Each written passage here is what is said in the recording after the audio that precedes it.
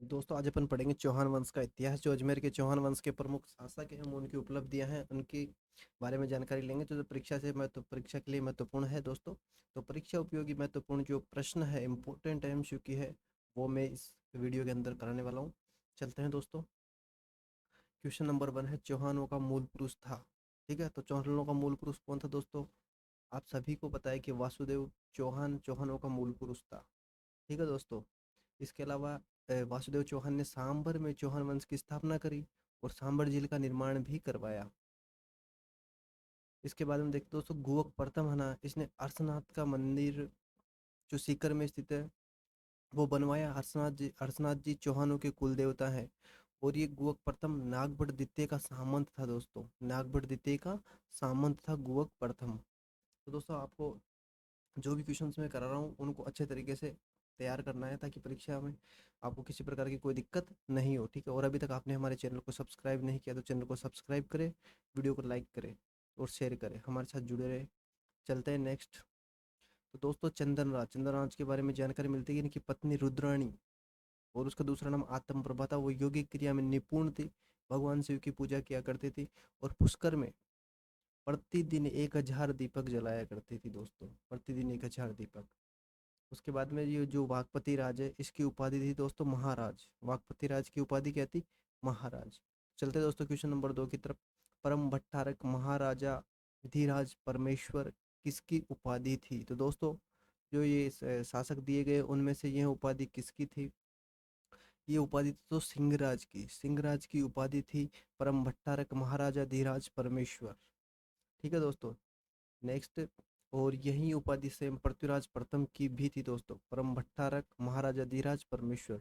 इसके साथ मैंने इसलिए लिया है ताकि आपको कहीं कंफ्यूजन नहीं हो। तो दोस्तों सिंहराज और पृथ्वीराज प्रथम दोनों की इस नाम की उपाधि उपाधि थी परम भट्टारक महाराजा धीराज परमेश्वर। ठीक है। उसके बाद में जो विग्रहराज द्वितीय है ना, तो विग्रहराज द्वितीय उसकी उपाधि थी खुर रजोंदकार। खुर रजोंदकार किसकी उपाधि थी? विग्रहराज द्वितीय की। नेक्स्ट चलते हैं, विग्रहराज चतुर्थ की उपाधि क्या थी? विग्रहराज चतुर्थ की उपाधि थी कवि बांधव। कवि बांधव आपको याद होना चाहिए दोस्तों। अ, अगर आपको इनको अच्छे तरीके से याद करना चाहते हैं तो अपने साथ में रफ कॉपी लेके बैठे और रफ कॉपी में इन नामों को नोट करते चले, ताकि आपको अच्छी तरीके से याद हो जाएगा। उसके बाद में चलते हैं नेक्स्ट। जो दुर्लभ राज है उसकी उपाधि थी महाराजा धीराज। महाराजा धीराज। नेक्स्ट चलते हैं दोस्तों। हाँ, ये गोविंद तृतीय है। गोविंद तृतीय की उपाधि थी वेरीघरट। वेरीघरट दोस्तों बहुत सी बार पूछा गया है एग्जामों में वेरीघरट, तो ये आपको अच्छी तरीके से याद होना चाहिए। गोविंद तृतीय की उपाधि क्या थी? वेरीघरट। नेक्स्ट चलते हैं क्वेश्चन नंबर 3 की तरफ। चौहानों का प्रथम शासक जिसने अपनी मुद्रा चलाई। दोस्तों बहुत इंपॉर्टेंट क्वेश्चन है। चौहानों का प्रथम शासक जिसने अपनी मुद्रा चलाई वह कौन था दोस्तों? वह था दोस्तों अजयराज। अजयराज ने अपनी मुद्रा चलाई थी और अपनी रानी सोमलवती का भी नाम उसके सिक्कों पर देखने को मिलता है। अन्य फैक्ट देखते हैं दोस्तों। अर्णोराज अर्णोराज जी ने आना सागर झील का निर्माण करवाया था। पुष्कर में वराह मंदिर का निर्माण करवाया था। ठीक है दोस्तों। आना सागर झील का निर्माण करवाया, वराह मंदिर जो पुष्कर में स्थित है उसका निर्माण करवाया। और अर्णोराज के दरबारी थे देवबोध और धर्म घोष। देवबोध और धर्म घोष इसके दरबारी थे दोस्तों। ठीक है, नेक्स्ट चलते हैं अजयराज जी के बारे में। अजयराज जी ने अपने सिक्कों पर रानी सोमलवती का नाम 1113 ईस्वी में अजमेर नगर बसाया। और उसके बाद में अजमेर को राजधानी बनाया इन्होंने। और अजमेर दुर्ग जिसे आप तारागढ़ दुर्ग के नाम से भी जानते हैं, उसका निर्माण अजयराज जी ने करवाया था। और तारागढ़ नाम किसने किया था? पृथ्वीराज ने। ठीक है दोस्तों। उसके बाद में विग्रहराज चतुर्थ दोस्तों, ये भी एक इम्पोर्टेंट शासक है चौहान वंश का। इसके शासनकाल को चौहानों का स्वर्ण काल कहा जाता है ना। और इसके समय में मतलब दिल्ली पर अधिकार करने वाला यह चौहानों का प्रथम शासक था। और इसके समय ये अजमेर भारत की राजधानी बनी। ये इम्पोर्टेंट है दोस्तों। अजमेर भारत की राजधानी बनी थी विग्रहराज चतुर्थ के समय। उसके बाद में है सोमेश्वर। तो दोस्तों सोमेश्वर के बारे में अधिकांश जो पूछा जाता है वह एक ही क्वेश्चन पूछा जाता है, वो है इसकी उपाधि है दोस्तों प्रताप लंकेश्वर। ये आपको अच्छे तरीके से याद होना चाहिए दोस्तों। प्रताप लंकेश्वर इसकी उपाधि है। चलते हैं दोस्तों नेक्स्ट क्वेश्चन नंबर 4 की तरफ। अजय मेरू दुर्ग का नाम नहीं है दोस्तों, बहुत इंपॉर्टेंट है। अजय मेरू दुर्ग का नाम नहीं है। गटबीटली, अरावली का अरमान, राजपुताने की कुंजी और ख्वाजा की नगरी। इसमें से इसका आंसर है दोस्तों, आंसर नंबर डी, ख्वाजा की नगरी। अजय मेरू दुर्ग का नाम नहीं है दोस्तों, ये अजमेर का नाम है। ठीक है, गढ़बीटली, तो गढ़बीटली इसका नाम इसलिए है दोस्तों, ये गढ़बीटली पहाड़ी पर स्थित है। उसके बाद में अरावली का अरमान कहा जाता है और राजपूताना की कुंजी भी कहा जाता है। इसका अन्य नाम है राजस्थान का जिब्राल्टर। और ये राजस्थान का जिब्राल्टर किसने कहा, ये कहा था बिशप हेबर ने। दोस्तों जो जो इंपॉर्टेंट फैक्ट मैं आपको यहीं कवर करवाते चल रहा हूँ, अगर आप इनको अच्छे तरीके से याद कर लेंगे, उसके बाद आप कोई सी भी बुक उठा करके पढ़ लेना, आपको बहुत सरल लगेगा। लेकिन इनको आप पहले याद कर ले रफ कॉपी में अच्छे तरीके से, ताकि आपके एग्जाम में आपको किसी प्रकार की दिक्कत नहीं होगी। उसके बाद में दोस्तों, ख्वाजा की नगरी अजमेर का नाम था, न कि अजमेरू दुर्ग का। ये आपको अच्छे तरीके से याद होना चाहिए। और ये अजमेरू दुर्ग के अन्य नाम है वो भी आपको पता होना चाहिए। अजमेरू दुर्ग का नाम तारागढ़ भी है दोस्तों। हरिकेली नाटक के बारे में असत्य है। कुछ पंक्तियां राममोहन राय के स्मारक दिल्ली पर उत्कीर्ण है। इसकी भाषा संस्कृत है। किरात के भेष में शिव व अर्जुन के मध्य संवाद। कुछ पंक्तियां संस्कृत पाठशाला पर उत्कीर्ण है। तो दोस्तों इसका आंसर है ऑप्शन नंबर ए, क्योंकि दोस्तों राममोहन राय की स्मारक दिल्ली पर उत्कीर्ण न होकर राममोहन राय का स्मारक जो ब्रिस्टल ब्रिटेन में है वहाँ पे स्थित है। ठीक है दोस्तों, देखते हैं ब्रिस्टल इंग्लैंड में राममोहन राय का जो स्मारक है वहाँ कुछ पंक्तियाँ लिखी हुई, कुछ पंक्तियाँ संस्कृत पाठशाला अजमेर में लिखी हुई है और इसकी भाषा संस्कृत है। और इसका जो विषय वस्तु वो यही कि रात के भेष में शिव और अर्जुन के मध्य संवाद है। नेक्स्ट चलते हैं दोस्तों, क्वेश्चन नंबर 6। विग्रहराज चतुर्थ से संबंधित नहीं है। इन्होंने आमेर को भारत की राजधानी बनाई। इनकी उपाधि कवि बांधव थी। इन्होंने हरिकेली नाटक लिखा। इन्होंने संस्कृत पाठशाला का निर्माण करवाया। दोस्तों इसका आंसर है ऑप्शन नंबर ए, क्योंकि दोस्तों इन्होंने आमेर को नहीं अजमेर को भारत की राजधानी बनाया था।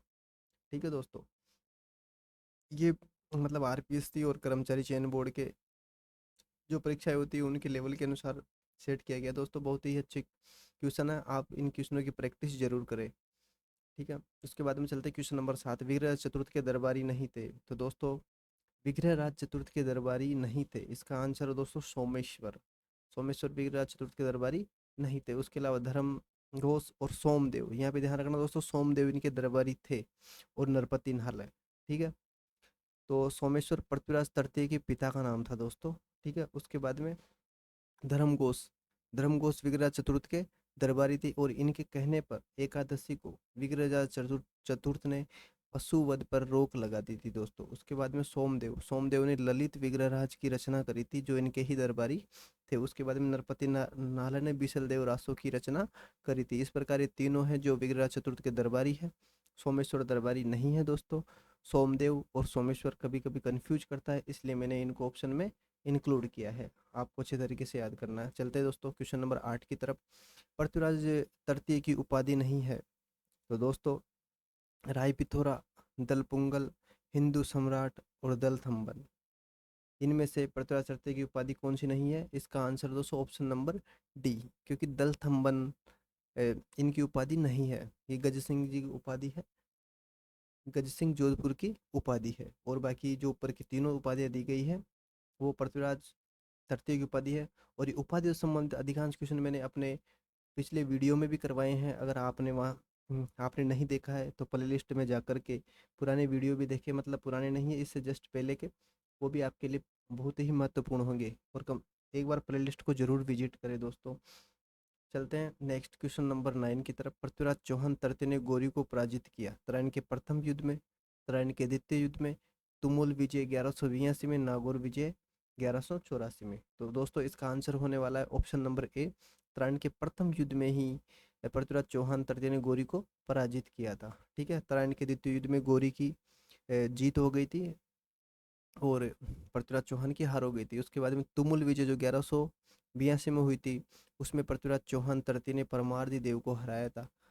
और जो नागौर विजय है उसमें पृथ्वीराज चौहान तृतीय ने जगदेव को हराया था। नेक्स्ट चलते हैं दोस्तों क्वेश्चन नंबर 10 की तरफ। पृथ्वीराज चौहान तृतीय की छतरी कहाँ स्थित है? दोस्तों बहुत ही इंपॉर्टेंट क्वेश्चन है। पृथ्वीराज चौहान की छतरी और स्मारक के बारे में पूछा जाता है। तो दोस्तों गजनी में इनकी छतरी स्थित है और अजमेर में इनका स्मारक स्थित है दोस्तों। पृथ्वीराज चौहान तृतीय की छतरी कहाँ स्थित है? गजनी में। और इनका स्मारक कहाँ स्थित है? अजमेर में। और राय पिथौरागढ़ का इन्होंने निर्माण करवाया था, दिल्ली में निर्माण करवाया था। किसका? राय पिथौरागढ़ का। तो ये भी इंपॉर्टेंट है दोस्तों, राय पिथौरागढ़ कहाँ पे है? दिल्ली में। ठीक है।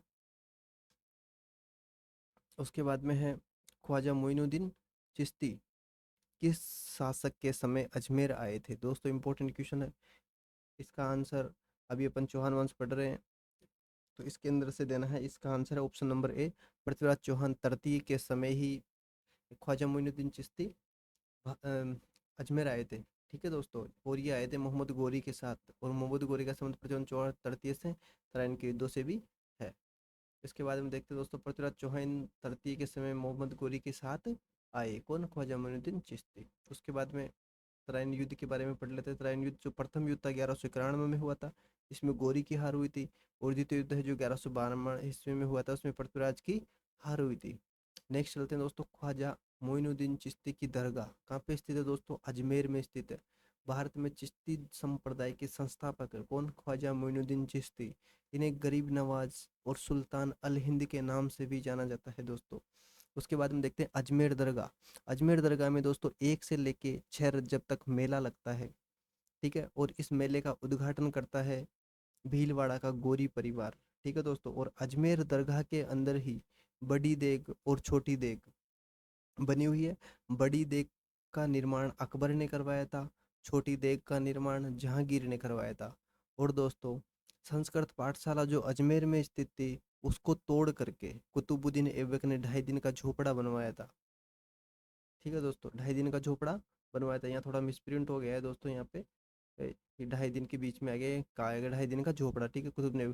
और दोस्तों ये 2.5 दिन का झोपड़ा है राजस्थान की प्रथम मस्जिद। तो दोस्तों यहाँ अपने चौहान वंश का लेक्चर 1 कंप्लीट कर लिया है। नेक्स्ट लेक्चर में मिलते हैं। उससे पहले अगर आपने चैनल को सब्सक्राइब नहीं किया तो चैनल को सब्सक्राइब करें, वीडियो को लाइक करें और शेयर करें। इससे दोस्तों हमें मोटिवेशन मिलेगा, और ऐसे ही इम्पोर्टेंट क्वेश्चंस जो परीक्षा के लिए महत्वपूर्ण है हम आपके लिए लाते रहेंगे। जय हिंद सर दोस्तों।